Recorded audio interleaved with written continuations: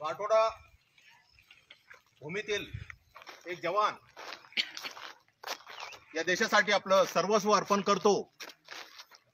या देशामध्ये काठोडा गाव सुद्धा येतं।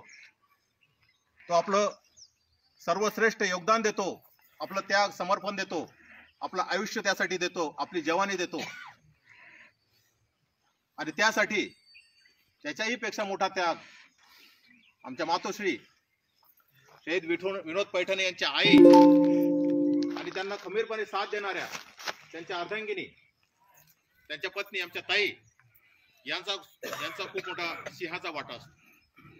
आणि हे त्याग आणि समर्पण देत असताना त्याचा कुठेही स्वस्वार्थ नसतो, स्वहित नसतं।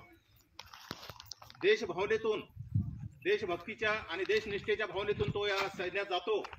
करोडोची संख्या या देशामध्ये आहे। नौजवान शिक्षण घेतात, मोठे होतात, त्यांचे आई वडील सुद्धा त्यांना शिकवतात, विविध प्रकारच्या सुविधा उपलब्ध करून देतात आणि तो उच्च शिक्षण घेण्याची इच्छा ठेवतो, इंजिनियर, डॉक्टर, वकील होण्याची इच्छा ठेवतो। परंतु काही मोजकेच असे लोक असतात ज्यांना देशप्रेम आणि देशसेवेचं वेड असतं आणि ते आपलं सर्वस्व त्यागून या देशाच्या रक्षणासाठी, मातृभूमीच्या रक्षणासाठी सैन्यात दाखल होतात।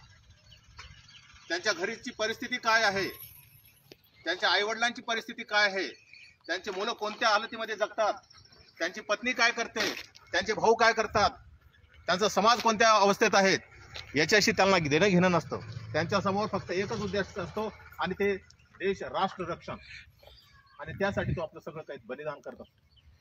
छोटे मोठे सुख, घरातली दुःख, सामाजिक सांस्कृतिक ज्या काही संस्कार होतात त्यांचा तो बळी देतो।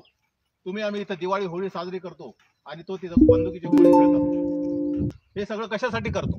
तुमच्या आमच्यासाठी। आणि मोठी शोकांतिका आहे की हे स्मारक आमच्या आईनं आपल्या खर्चातून तयार केलं।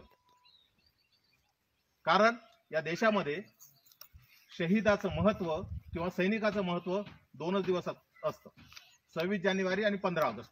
त्या दिवशी मोठमोठे डीजे लावून देशाचे गाणे वाजतात, देशप्रेम ओतू येतं। आणि इतर दिवशी या गावात लोकसंख्या मला वाटतं सरपंच साहेब किती आहे?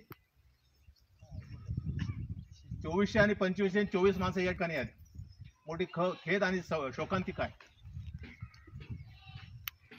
बंधूंनो, जसं साहेबांनी सांगितलं की सर्वात श्रीमंत कोण, तसं या ठिकाणी मी सांगू इच्छितो की तुम्ही सरपंच झाले, मोठे नाही झालेत, तुम्ही फक्त तुमच्या गावापुरते सरपंच झालेत। आमदार झाला तो फक्त त्याच्या मतदारसंघापुरता आमदार झालेला आहे, खासदार झाला तो त्याच्या मतदारसंघापुरता झालेला आहे, मोठे मोठे मंत्री झालेत त्याच्या त्या जिल्ह्यापुरते झालेत, त्यांचं नाव फक्त त्या जिल्ह्यापुरतं मर्यादित असतं। पण एक सैनिक जर शहीद होतो तर त्याचं राष्ट्रपती भवनात नाव लिहिलं जातं आणि त्याचा संबंध तुमच्या काठोड्या गावाशी आहे। या काठोडे गावाचं नाव राष्ट्रपती भवनात केलेलं आहे, याचा तुम्हाला सार्थ अभिमान असला पाहिजे। पण तो शोकांतिका आहे की आज या गावातले 24 माणसं या ठिकाणी आहेत, बाकी इतर कोणीही या ठिकाणी आलेले नाहीत। कोणत्याही प्रकारचं सहकार्य तुमचं लाभत नाही सैनिकांना। ही जनमानसांची नैतिक जबाबदारी आहे की प्रत्येक सैनिकाला, सैनिक परिवाराला सन्मान आणि त्यांचा जो आस्था आहे त्याच्या प्रती त्यांनी सजग राहिलं पाहिजे। जोपर्यंत तुम्ही त्यांना सपोर्ट करणार नाही, जोपर्यंत त्यांच्या परिवाराला सहाय्यता करणार नाही, तोपर्यंत ते त्या ठिकाणी खंबीरपणे लढू शकणार नाहीत, तोपर्यंत त्यांची ताकद त्या ठिकाणी वाढणार नाही। आणि ती ताकद वाढवण्याचं काम तुमचं आमचं आहे। जोपर्यंत तुमच्या मनामध्ये सैनिकाबद्दल सन्मान पैदा होणार नाही, तोपर्यंत तो सैनिक सामर्थ्याने आणि शक्तीने त्या ठिकाणी तोंड देऊ शकणार नाही। पण हे होत नाही, दुर्दैव आहे। ज्या दिवशी शहीद पैठणेंचं अंतिम पार्थिव या ठिकाणी आलं, त्या ठिकाणी पालकमंत्री, आमदार, खासदार, मंत्री पता नाही किती ते लोक होते। आणि एक स्मारक बनवायचं तर त्या मातेला आपल्या खर्चाने बनवावं लागतं। किती मोठी शोकांती आहे देशाची। ज्या दिवशी सैनिक स्वहित स्वार्थ बाळगेल, त्या दिवशी या देशाचा प्रत्येक नागरिक हा गुलाम झाल्याशिवाय राहणार नाही, एवढं लक्षात ठेवा। आणि ती परिस्थिती लवकरच येत आहे, अग्निवीरच्या माध्यमातून, अग्निपथाच्या माध्यमातून। तुम्हाला जर तुम्ही सावरले नाहीत, सैनिकांना तुम्ही सहकार्य केलं नाहीत, तर ही परिस्थिती तुमच्यावरती ओढवणार। पहिले मुघलांचे गुलाम झालेत, त्यानंतर इंग्रजांचे गुलाम झालेत आणि आता या हरामखोरांचे गुलाम होणार आहोत। त्यासाठी तुम्ही सजग आणि सतर्क राहिलं पाहिजे। सैनिकांचा सन्मान तुमच्या मनाशी नेहमी बाळगला पाहिजे। हे स्मारक बनलं, इथली जी युवा पिढी आहे यांनी प्रेरणा घ्यायची आहे की शहीद विनोद पैठणे यांनी देशासाठी बलिदान दिलेलं आहे. आपण सुद्धा त्यांच्या पावलावरती पाऊल टाकून सैन्यात गेलं पाहिजे. देशसेवेची भावना ठेवली पाहिजे. पैसा येतो जातो, प्रत्येक जण पैसा कमवतो, ती आपली जरूरत आहे, गरज आहे, तेवढ्या पुरतं कमवा. परंतु तुमच्या मनामध्ये मातृभूमीच्या बद्दल आदर असला पाहिजे, त्याच्याबद्दल तुमच्याबद्दल सन्मान असला पाहिजे. आणि ते तेव्हाच होऊ शकतं ज्यावेळी तुम्ही शहीद पैठणे सारख्या सैनिकाकडून प्रेरणा घेसाल, त्यांच्यापासून काहीतरी शिकसाल आणि स्वतःला त्या पद्धतीने तयार करसाल.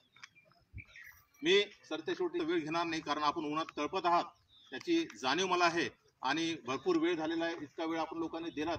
खरोखर जे या ठिकाणी उपस्थित आहेत त्यांचे मी धन्यवाद मानतो की त्यांनी इतका वेळ दिला आणि त्यांच्या मनामध्ये खरोखर तळमळ आहे, त्यामुळे ते या ठिकाणी बसलेले आहेत. कारण ज्यांच्या मनामध्ये आत्मीयता आहे, आपलेपण आहे, तेच या ठिकाणी बसलेले आहेत. तर ही प्रत्येकाची नैतिक जबाबदारी आहे की सैनिकांचा सन्मान करणं, त्याच्या परिवाराला साथ देणं, सहकार्य करणं.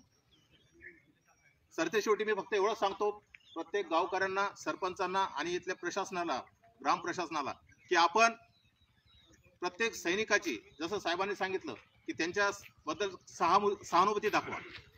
हे ॲक्च्युली काम जे होतं हे ग्रामपंचायतचं होतं. त्यांना जागा प्रोव्हाइड करून देणं, त्यांना स्मारक बांधवणं. ठीक आहे, आता तुम्ही यानंतरचं सहकार्य त्यांना करावं आणि याचं सुशोभीकरण, याचं मोटिवेशन आणि याला थोडंसं काहीतरी तुमच्यापर्यंत जे होत असेल ते सहकार्य करावं, एवढी आपला कोण अपेक्षा बाळगतो आणि या ठिकाणी थांबतो. जय भीम, जय हिंद, जय भारत. साहेबांनी